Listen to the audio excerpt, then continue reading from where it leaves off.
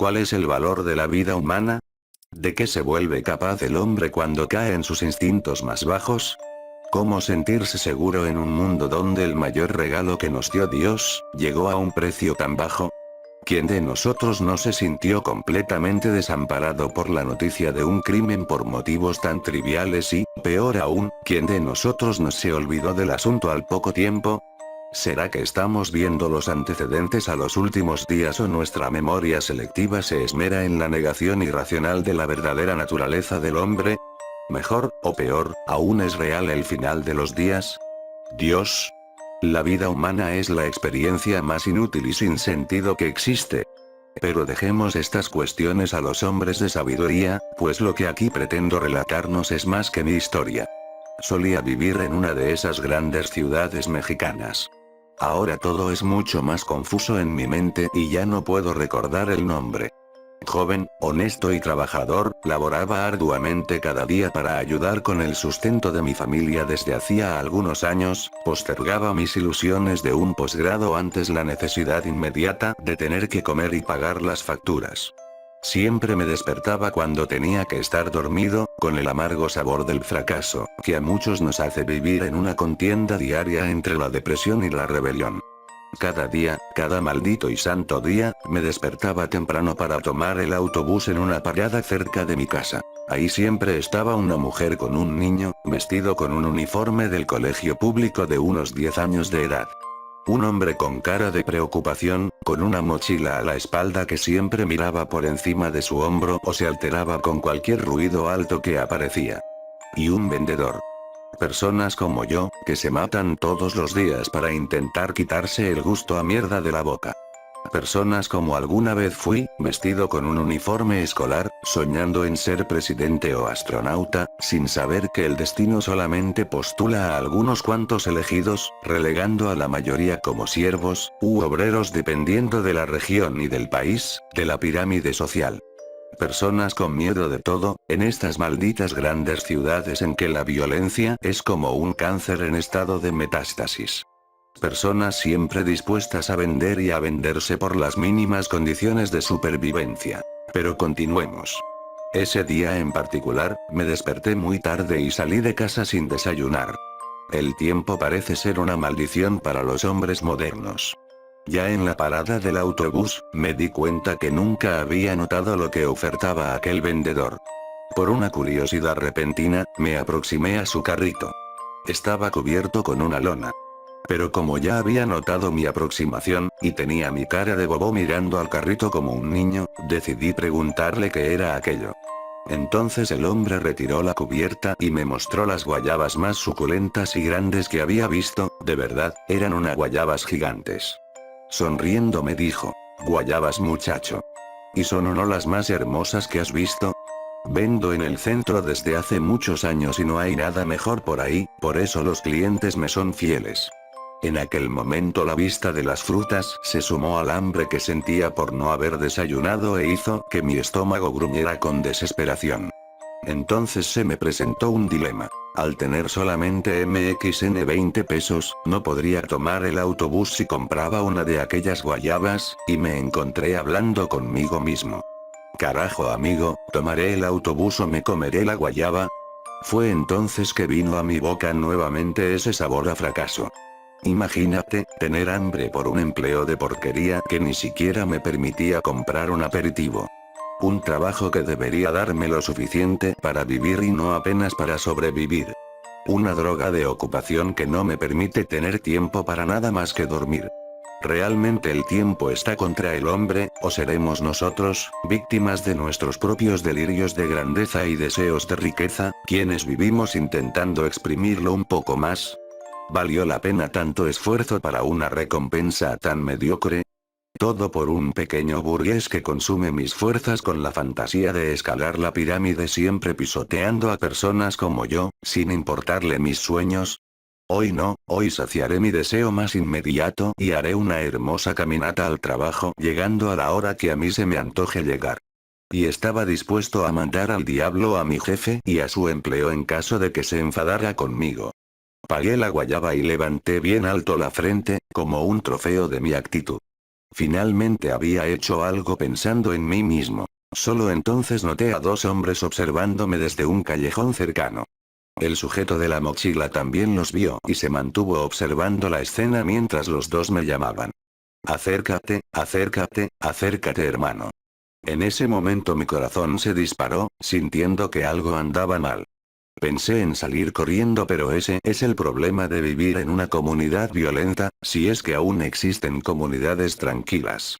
Seguramente ya los había visto antes, sabían que yo esperara allí el autobús todos los días, entonces, ¿por qué pospondría su sedeo? Puede que no sea nada, pensé, a pesar de que percibí algo diabólico en sus miradas y de haber sido invadido por una violenta inquietud. Me aproximé lentamente mientras se adentraban un poco más en el callejón. Tan pronto como llegué al lugar, percibí suciedad y un fuerte olor a crack que emanaba desde dentro. No conozco el olor por experiencia propia, pero ya lo había sentido varias veces. En algunos lugares es más abundante que la peste de excremento saliendo de las coladeras. Tan cercano todos los días, aquel pedazo de infierno que acostumbraba a ignorar, hoy pedía atención a pesar de que algo dentro de mí me decía que saliera. Mis pensamientos fueron interrumpidos cuando uno de ellos pasó la mano por mi guayaba con una sonrisa asquerosa, esas que hacen y que piensan que todo el mundo debería temer. Entonces me dijo: es mía, mi guayaba, hermano. Mis ojos se llenaron de lágrimas ante la falta de respeto y hablé con una voz ahogada: vamos hermano, regrésamela. Eso solo incrementó la sonrisa del canalla que mientras tomaba la guayaba con una mano con la otra me mostraba un bulto sobre la cintura, bajo su camisa. El bastardo repitió: es mía, mi guayaba, hermano. Terminar la frase y hundir los dientes en mi fruta fueron actos sucesivos del canalla. Confieso que lloraba de odio delante de tamaña indignación. La voz me faltaba y mis manos se crispaban mientras me decía a mí mismo: maldita sea viejo, el perro mordió mi guayaba. Maldita sea viejo, el perro robó mi guayaba. Entonces, más que nunca sentí aquella amargura que me provocaba el sabor podrido de la mierda que todo el maldito día somos obligados a tragar, y fue ahí que algo dentro de mí estalló mientras lloraba sin restricciones. Hoy no. Como alguien poseído, tomé con mis manos la garganta del sujeto y ni siquiera me di cuenta cuando su compañero se llevó las manos a la espalda. Por un instante, por un breve e insignificante momento, me sentí libre de las ataduras de la sociedad. Un gigante resoluto, aplicando la justicia que todos saben es bien merecida mientras sentía los huesos y músculos contrayéndose entre mis manos. Me deleitaba con el terror en sus ojos al descubrir que no todos tienen miedo de sus demostraciones innobles de falso poder. Me sentía Dios en su trabajo de castigar a los injustos. Sí, existía Dios, yo era Dios. Y entonces el estallido, el deslumbramiento, algo me mordió en la espalda y su mordida era caliente. Mis manos aflojaron y confieso que en aquel momento no entendí lo que estaba pasando. El sujeto me quitó de encima y me acordé de la mordida. Miré a un lado de mi cuerpo, debajo del brazo izquierdo, y vi un pequeño agujero del que brotaba sangre. Solo cuando vi al compañero ayudando a levantarse al bastardo con un revólver en la mano fue que mi mente tuvo conciencia de lo que había sucedido. Me habían disparado, a causa de una guayaba. No, ya no era Dios. Los segundos posteriores fueron caóticos, casi como un sueño y sin embargo extremadamente claros, aunque esta claridad de entendimiento solo vino después de que todo acabó. El tipo de la mochila, que había seguido la escena a la distancia, pareció despertar después del estallido y, mientras intentaba incorporarme, vi cuando sacó un arma. En aquel estupor de la caótica claridad, finalmente comprendí el comportamiento tan temeroso que cité al comienzo y aquella mochila. Un uniforme escondido, fruto de una sociedad que aprendió a perdonar a los malos y a castigar a los buenos. El miedo constante de ser reconocido en su propia comunidad. Comprendí todo eso en el lapso en que sacó el arma y dijo: quietos, policía. Pero los que viven en el crimen saben que la muerte los acompaña. A pesar de que estaba en la mirada del polizonte, el sujeto comenzó a levantar el arma en su dirección. Bueno, hizo el intento porque fue alcanzado por 2 tiros en el pecho mientras yo me arrastraba en dirección a la parada del autobús. La mujer con el niño, que pensándolo bien ahora, nunca les pregunté sus nombres, a pesar de que eran mis compañeros diarios en aquella parada de autobús, parecía que simplemente se había perdido en la situación y apenas pudo tomar al niño al mismo tiempo que gritaba desesperadamente. Ella no vio cuando el segundo maleante, aquel mismo hijo de perra que había mordido mi guayaba, se echó hacia atrás para usar a la mujer como escudo mientras sacaba el arma. Con la línea de tiro obstruida, el policía fue incapaz de tirar. El bandido no. Sin ninguna preocupación por la vida ajena, vació el tambor de su revólver mientras el policía saltaba y rodaba al medio de la calle. 4 disparos erraron el objetivo, otros 2 no. Uno fue a parar al muslo izquierdo del policía y el otro en la nuca de la mujer que nada tenía que ver con eso. Ya casi llegando a la parada de autobús, vi cuando su cuerpo se desvaneció por encima del niño que temblaba y lloraba gritando. Mi mamá no, mi mamá no. El tipo de las guayabas tirado debajo del carrito, mientras el policía, aunque baleado, tuvo tiempo de hacer su maniobra y conseguir una línea de tiro limpio.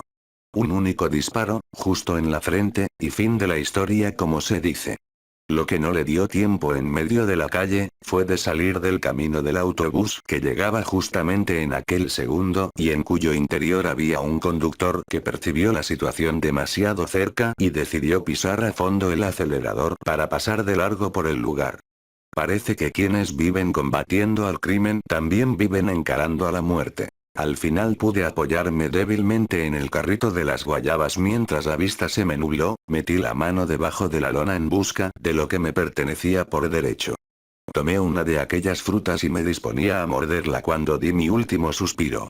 El tipo del carrito ya estaba de pie nuevamente cuando mi razón se detuvo delante de él, otros 4 cadáveres y un niño atónito aferrado al cuerpo de su madre. No hubo ningún túnel con luz al final, solamente un sentido súper consciente de que había llegado la hora, y de mí mismo poniéndome de pie mientras el populacho se aproximaba para acompañar la cotidiana escena de violencia.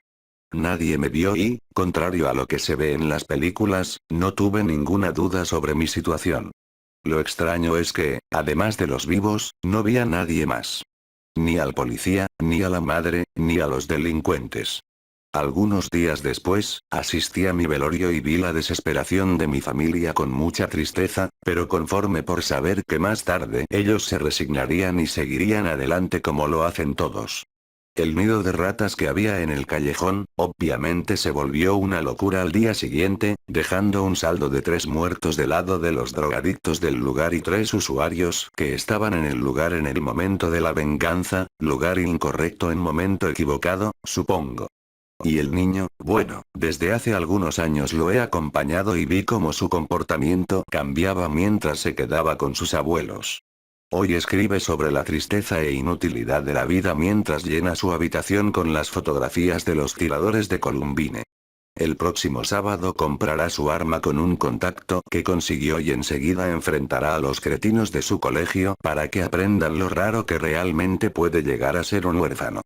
Y el cáncer continúa esparciéndose mientras un fantasma con una guayaba se mantiene aterrorizando una parada de autobús.